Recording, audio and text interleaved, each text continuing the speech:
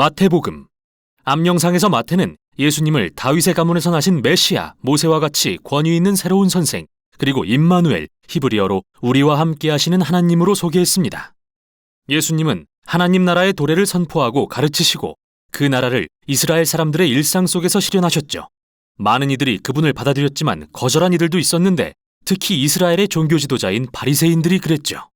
따라서 중요한 질문은 예수님과 이 지도자들 간의 갈등이 어떻게 끝날 것인가 하는 것입니다. 다음 단락인 14장부터 20장에서는 사람들이 메시아에 대해 어떤 다양한 기대를 했는지 살핍니다. 예수님은 꾸준히 아픈 사람들을 치유하시고 심지어 2차례나 광야에서 수많은 군중을 먹이는 기적도 일으키십니다. 한 번은 유대인, 다른 한 번은 이방인 군중입니다. 이 표적은 모세가 광야에서 이스라엘에 행한 것과 매우 비슷했죠.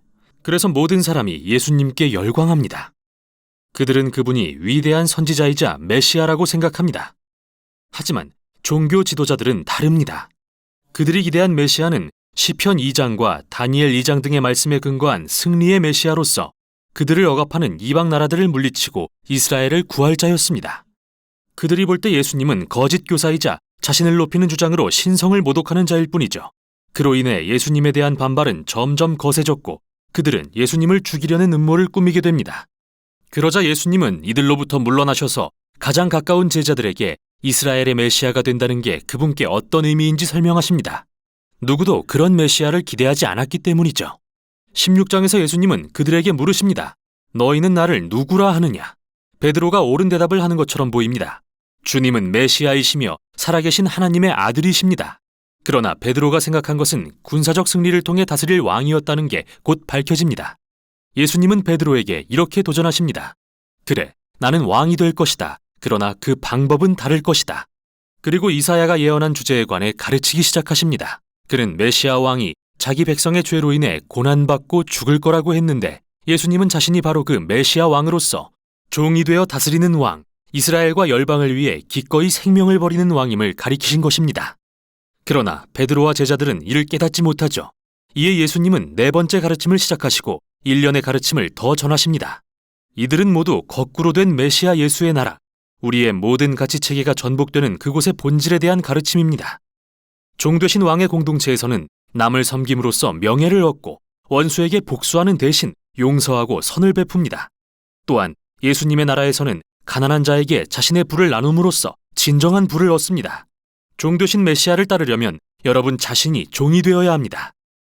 다음 단락에서는 두 나라, 즉 예수님의 나라와 이스라엘 지도자들의 나라가 충돌하는 걸 보게 됩니다. 예수님이 유월절에 나귀를 타고 예루살렘에 입성하시자 군중들은 그분을 메시아라 부르며 환영합니다. 그 후 예수님은 곧장 성전뜰로 들어가시더니 날마다 드리는 제사를 중단시킬 정도로 큰 혼란을 일으키십니다.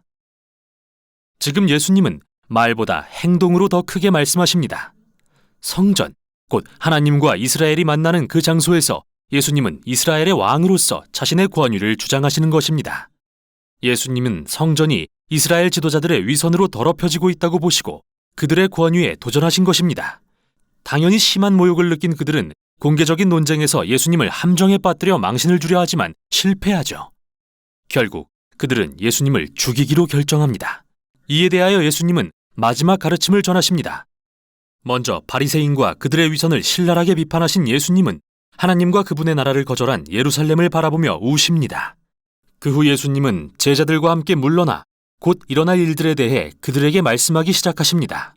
예수님은 이 지도자들에 의해 처형당하실 것이며 이로써 그들은 자멸을 초래할 것입니다. 왜냐하면 평화의 나라로 향하는 예수님의 길을 받아들이는 대신 로마에 맞서는 반란의 길을 택함으로써 예루살렘과 성전이 파괴될 것이기 때문입니다. 하지만 예수님은 이게 끝이 아니라고 하십니다. 그분은 죽으신 후 부활하셔서 자신을 소명하실 것입니다. 그리고 언젠가 다시 오셔서 열방에 그분의 나라를 세우실 것입니다. 그러므로 그때까지 제자들은 늘 깨어서 예수님과 그분의 나라를 선포하고 복음을 전파하는 데 힘써야 합니다. 이 모든 말씀이 아직 제자들의 귓가에 쟁쟁할 때 이야기는 절정에 이릅니다. 그날 밤 예수님은 제자들과 따로 모여 유월절 만찬을 가지십니다. 유월절은 이스라엘이 유월절 어린 양의 죽음을 통해 노예에서 해방된 이야기를 들려주는데요. 예수님은 이 식사에 빵과 포도주에 새로운 상징적 의미를 부여하시며 다가올 자기 죽음이 희생제물이 되어 그분의 백성을 죄와 악의 속박에서 해방할 것임을 보여주십니다. 만찬 후 예수님은 붙잡히시고 유대 지도자들의 공회인 산헤드린 재판에 넘겨지십니다. 그들은 예수님이 메시아라는 주장을 받아들이지 않고 하나님을 모독했다는 죄목으로 그분을 고발합니다. 그 후 예수님은 로마 총독 빌라도 앞에 서십니다. 그는 예수님이 무죄라고 생각하지만 유대 지도자들의 압력에 굴복해 결국 그분께 십자가형을 선고합니다. 그래서 예수님은 로마 군인들에 이끌려 십자가에 못 박히십니다. 자, 이 단락에 바로 이 지점에서 눈에 띄는 게 있습니다. 마태가 서론에서처럼 구약의 말씀을 인용하는 횟수가 늘어나고 있다는 점인데요. 그는 예수님의 죽음이 비극이나 실패가 아니라 오히려 구약의 모든 예언이 놀랍게 성취된 것임을 보여주려고 하는 것이죠. 예수님은 이사야의 예언대로 종되신 메시아로 오셨습니다. 자기 백성에게 거절당하셨지만 그들을 심판하기보다 도리어 그들을 대신해 심판을 받고 그들의 죄의 결과를 짊어지십니다. 십자가의 순환이 끝나고 예수님의 몸은 무덤에 안치됩니다. 하지만 이 책은 마지막 장에서 놀라운 반전으로 끝이 납니다. 일요일 아침 제자들은 예수님의 빈 무덤을 발견합니다. 그리고 갑자기 사람들이 죽음에서 살아나신 예수님을 보기 시작하죠.